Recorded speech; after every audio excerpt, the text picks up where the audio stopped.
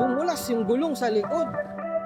Hindi talaga ako kumpiyansa dito sa Giorno yung brake. Kasi yung gulong nito, donut yung style. So today mga boss, kunin natin yung plaka, available na daw. Tsaka magkwentuhan na rin tayo kung ano update dito sa motor ko. Kung ano yung mga nakabit ko habang papunta tayo doon. So tara, let's go. So today, papunta tayo doon sa may RKP Makati.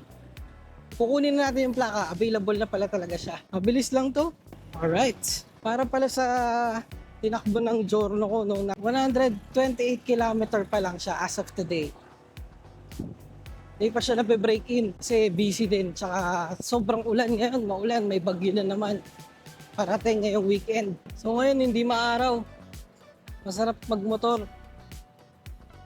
Kaso lang, wag lang sana tayong abutan ng ulan. Kasi netong weekend, panay ang ulan eh, lakas. Yun nga lang, weekdays ngayon, kaya medyo matraffic. Look, ano nangyari dyan?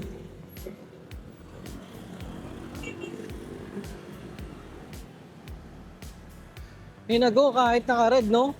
Bagay, sila naman nakakaalam yan eh. What the heck? Ano yan?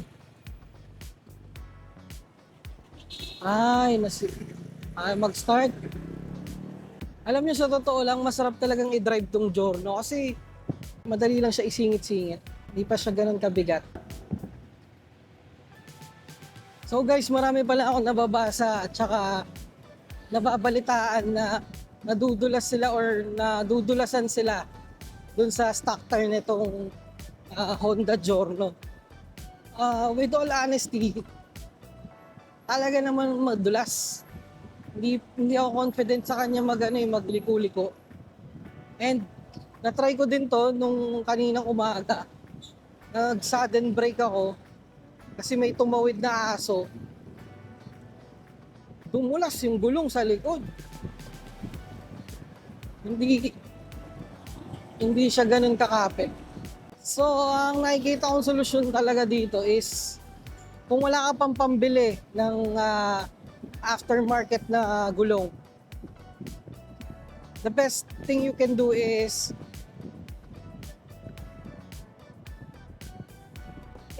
babaan yung tire pressure.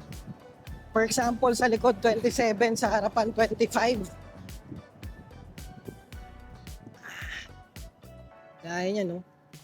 But for me, yung tire pressure ko talaga na sinusunod dito is 20 sa harapan, tapos 22 sa likod. Kasi hindi ko naman gustong maging mabilis eh. Mabagal yun. Magiging mabagal yung motor mo kasi mabigat yung gulong, dapang-dapa. Pero ang kagandahan naman nun is nakadikit yung goma sa lupa. Maraming part ng gulong yung nakadikit sa lupa. Hindi talaga ako kumpiyansa dito sa Giorno yung brake. Yung brake niya. Hindi ko talaga alam kung dahil nasanay ako sa ABS, no? Para ang tagal niyang stop kahit pigang-piga mo na. Hindi pa naman ako sanay yung pigang-piga kasi parang magi-skid. Kaya alalay ako mag-brake eh. Ewan ko kung ako lang ba to o comment nyo nga sa comment section kung ganun din ba yung nararamdaman nyo sa Honda Giorno nyo. Kung yung pagbe-brake kahit parang pigang-piga na hindi pa humihinto. Kaya ako talaga personally hindi ko trip or I'm not advising talaga na palakihin yung makina nito kasi dito pa lang sa 1254 valve nakakatakot na eh. And hindi naman talaga ako papunta doon sa direksyon na yun. Hindi ako papunta sa pag-upgrade ng makina. Most probably CVT pagka matagal na panahon pa siguro magagano. Kasi halos hindi ko nga magamit tong motor eh. But for now, ang trip ko talaga is yung bihisan yung motor. Kung napapansin nyo, napalitan ko na to ng garnish. Lahat ng garnish nito black na. Pati yung sa likod. And also the tail light, pinalitan ko din yan. Pinalitan ko ng smoke, pati yung reflector light sa likod. Pinalitan ko na ng white kasi gusto ko malinis na siya sa likod. Wala nang red part doon. Ano pa bang napalitan ko dito? Yung upuan, pinalitan ko na ng flat seat kasi di ko trip yung kulay ng brown. Pangalawa, natatasan ako, masyadong mataas yung cushion. Kaya pinalitan ko ng flat seat. Tapos dual contact, nagpalagay akong dual contact additional light. Front and rear, pinapalitan ko. Tapos yung para sa shock niya, pinalitan ko na din yung sa likod. RCB Tarmax 320 mm yung taas. Stock size pa din naman yon. Pati yung front shock, pinatune ko. Nag-drop ako ng 2 inches. Kasi ang stock ng Giorno is parang nakatingala siya. Nakatingala yung posisyon ng motor. So, binaba ko ng 2, nagpantay naman siya. And also, para bumababa din ng konti.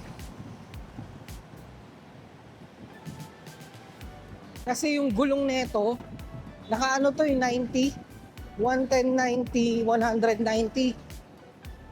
Ano to, donut? Donut yung style. Tatangkad talaga yung motor pag nakaano ka ganung tire size.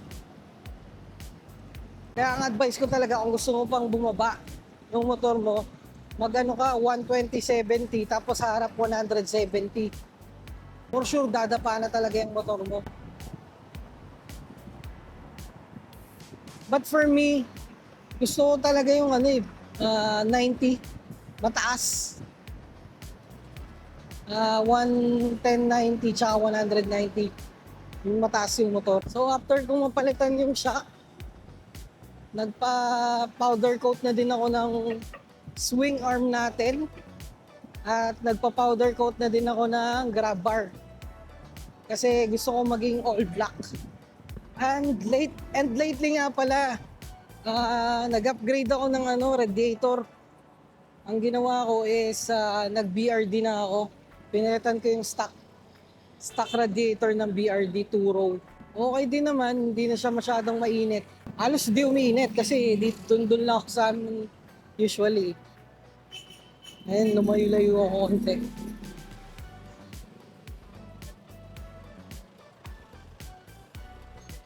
Very dangerous. Tapos,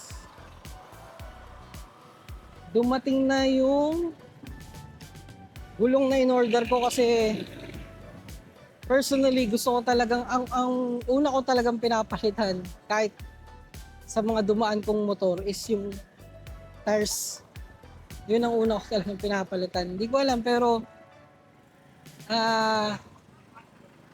naniniwala kasi ako na yun lang kasi yung pagitan ko tsaka ng lupa. Kaya doon ako nag-invest talaga pagdating sa safety na gulong. At ang napili ko pala is yung Eurogrip. Eurogrip na ang size niya ay 100/90 sa harapan at sa likuran ay 110/90. Ayoko nung Diablo Rosso. Kasi yung likod nun 120/80. Bababa pa yung likod. Di ko trip. Gusto ko parehas 90/90. Parehas 90. Yung height niya. Alright. Andito na tayo. Natatandaan niyo ba to? Ayan dito. Yan. Ito yung view na yun eh. Kunin natin yung plaka natin. Bossing. Maraming salamat, bossing. So, okay na. Nakuha na natin yung plaka natin. Hindi natin yan dyan. Tapos to. Yan, pagas muna tayo dito sa may Caltex. Full tank. 95. Ayos na yan, bossing. Ngayon, full tank na naman. Mura lang full tank na ito. 200 lang. Food trip tayo, food trip. Walastik Pares. Ito, bossing. Apo. Thank you po.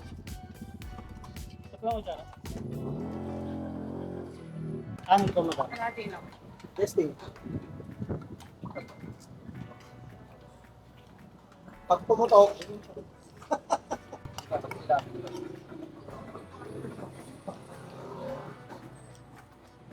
Bossing, half price pa po. Doon na. sa manya, boss. Ala rice ba? Ah, sorry.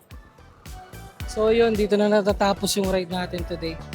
Kinuha ko yung plaka tapos kumain tayo dito sa Walastik Pares. So hanggang dito na lang. Huwag kalimutang mag-subscribe and patuloy pa rin manood sa aking mga videos.